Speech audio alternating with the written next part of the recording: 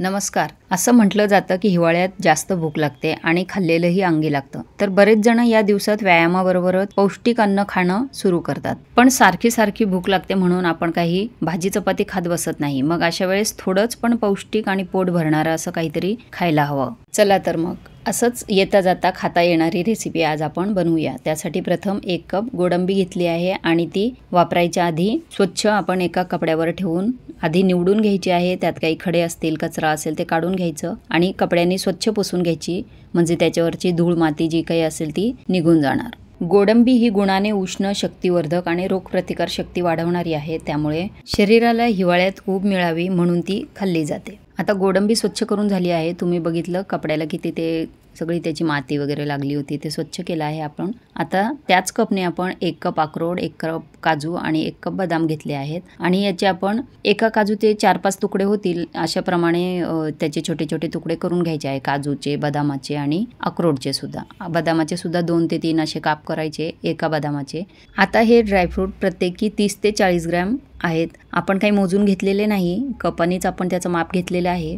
आता हे सर्व कट करून झाले आहे. गोडंबी आपण काही कट करायची नाही, ती तशीच ठेवायची आहे आणि हे आपण आता एका प्लेटमध्ये काढून घेऊया. आता एक दुसरी प्लेट घेतली आहे आणि त्यात आपण त्याच कपाने अर्धा कप सूर्यफुलाचे बी, अर्धा कप भोपळ्याचे बी आणि अर्धा कप टरबूजाचे बिया घ्यायचे आहेत आणि हे स्वच्छ करून घ्यायचं. आता गॅसवर कढई चढवली आहे आणि कढई तापली की त्याच्यात आपण 1 चमचा साजूक तूप टाकायचं गाईचं आणि त्याच्यात जे कट करून घेतलेले ड्रायफ्रूट आहे आपले ते आपण मंद गॅसवर भाजायचे आहेत, म्हणजे ते छान कुरकुरीत होतील असे. जेव्हा ड्रायफ्रूट आपण असं थोडं गरम करून घेतो ना, तेव्हा त्यातलं ते नॅचरल ऑइल रिलीज करतं आणि ते लाडू वळताना वगैरे आपल्याला मग जास्त त्याच्यात तूप वगैरे टाकायची गरज पडत नाही. आता हे थोडे भाजून झाले की मग त्याच्यात आपण ज्या बिया होत्या आपल्या त्या बिया टाकून द्यायच्या आहे, कारण बिया भाजायला खूप काही जास्त वेळ लागत नाही. त्यामुळे ते अर्ध भाजून झाल्यावरच आपण बिया टाकायच्या आणि ते भाजून घ्यायचं आहे, म्हणजे वेगळं तूप सुद्धा टाकायची त्यात गरज पडत नाही. हे बघू शकता तुम्ही. आता व्यवस्थित आपले बिया भाजून झाले आहे. आता हे आपण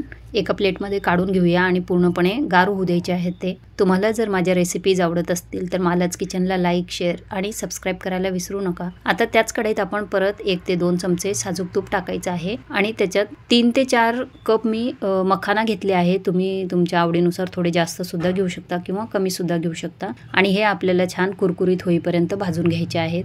मखानामध्ये फायबरचे प्रमाण अधिक असल्यामुळे वजन नियंत्रणात राहते. मखाना दुधात टाकून खाल्ल्याने स्नायू आणि हाडे मजबूत होतात.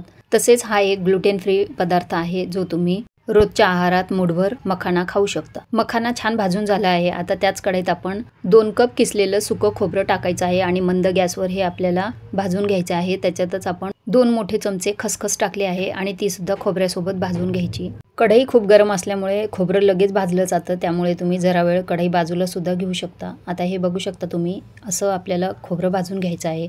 आता हे बघा, मखाना गार झाल्यावर असा बोटाने असा फोडून बघितला की लगेच त्याचा चुरा होतो, इतपत तो छान भाजायचा आहे आपल्याला. आता हे गार झाले आहेत. आपण आता मिक्सरच्या भांड्यात टाकून याची जसं शेंगदाण्याचं कूट करतो ना आपण, थोडंसं जाडसर असं करून घ्यायचं आहे. ड्रायफ्रूटची खूप जास्त बारीक पावडर करायची नाही, नाहीतर मग ते लाडू खाताना टाळ्याला चिकटतात. आता त्याच आपण मिक्सरच्या भांड्यात परत मखाना टाकून त्याची सुद्धा पावडर करून घ्यायची आहे आणि हे सर्व पावडर आपल्याला आता एका मोठ्या मिक्सिंग बाउलमध्ये काढून घ्यायचं आहे. त्याच्यातच आपण ड्रायफ्रूटची पावडर सुद्धा टाकायची आणि त्यातच बाकीचे पदार्थ सुद्धा टाकायचे आहे. हे व्यवस्थित आधी मिक्स करून घेऊया आपण आणि त्यानंतर इतर साहित्य त्याच्यात मिक्स करूया. हे खोबरं गार झाल्यावर हे बघा असं हाताने चुरलं की अगदी बारीक होतं, त्यामुळे त्याला मिक्सरला वगैरे टाकायची गरज पडत नाही. हे असंच हाताने चुरून घ्यायचं आहे त्याला आणि त्या मिश्रणात टाकून हे सर्व एकजीव करून घ्यायचं. मखानाला स्वतःची अशी काही एक चव नसते, त्यामुळे तो आपण असा लाडूमध्ये वगैरे टाकला ना तर मग तो खाल्लाही जातो आणि अंगीही लागतो. त्याच्यातच आपण आता हिरवी वेलची पावडर टाकली आहे. तुम्ही इथे सुंठ पावडर सुद्धा टाकू शकता. हे बघा व्यवस्थित आता मिश्रण आपलं छान एकजीव झालं आहे. आता आपण पुढची तयारी करूया. त्यासाठी आधी आपण या मिश्रणाचं वजन करून घेऊया, म्हणजे तुम्हाला अंदाज येईल की या मिश्रणाचे किती लाडू तयार होतात. हे बघा, आता प्लेटचं वजन आपण मायनस करूया. 212 होतं ते मायनस केल्यावर आपण त्यात ते पावडर टाकून घेऊया. ते 367-68 असं भरलं आहे. आता तीच प्लेट घेतली आहे. एखादा ग्रॅम मागे पुढे होतं हे वजन. आता त्याच प्लेटमध्ये आपण 1 कप गूळ टाकला आहे आणि तो 200 4 एवढा भरला, आपल्याला त्याला 250 असं करायचं आहे. त्यातून मी थोडासा एक खडा काढून घेतला, 1-2 चमचे गूळ टाकलं होतं वरती आणि तो थोडासा 250 ग्रॅम करून घेतला आहे. तुम्हाला जर जास्त गोड नको असेल तर 200 ग्रॅम गूळ घेतला तरी सुद्धा चालेल. आता त्यात आपण 20 ml एवढं पाणी टाकलं आहे, म्हणजे 4-5 चमचे असं, म्हणजे एवढं काही मोजून मापून घेण्याची गरज नाही. 4-5 चमचे एवढं असं पाणी टाकायचं आणि गूळ एकदम विरघळून थोडी एक छान त्याला उकळी आली की मग गॅस बंद करायचा आणि त्यानंतर मग आपल्याला ते जे आपण मिश्रण बनवलं आहे पावडर ते टाकून व्यवस्थित मिक्स करून घ्यायचं आहे. गॅस बंद केलेला आहे मी, इथे लक्षात घ्या. आणि हे गरम कढई असतानाच आपल्याला हे सर्व पटापटा मिक्स करून घ्यायचं आहे. आता एका अंदाजाने तुम्हाला सांगते की हे पावडर समजा 4 कप पावडर असेल ना, तर 1 ते 1.25 कप तुम्ही गूळ घ्यायचा आहे आणि त्याच्यात 4-5 चमचे पाणी टाकून फक्त पाक करायचा नाही गुळाचा, फक्त विरघळला गूळ आणि एक छान त्याला दणदणीत उकळी आली की बंद करायचं. बस एवढंच करायचं आहे. आता मिश्रण एका मोठ्या परातीत काढून घ्यायचं, पसरवून घ्यायचं आणि जरा कोमट असताना, जसं हाताला आपल्याला सोसवेल एवढं गरम असतानाच ते पटपटा लाडू त्याचे वळून घ्यायचे, कारण ते जसं जसं गार होत जाणार तसं मग ते कोरडं होत जाणार आणि मग ते लाडू वळता येणार नाही. आता एवढ्या मिश्रणामध्ये एकूण 25 लाडू तयार झाले आहेत. आपले जे नॉर्मल साईज असतो लाडूचा तेवढ्या साईजचे.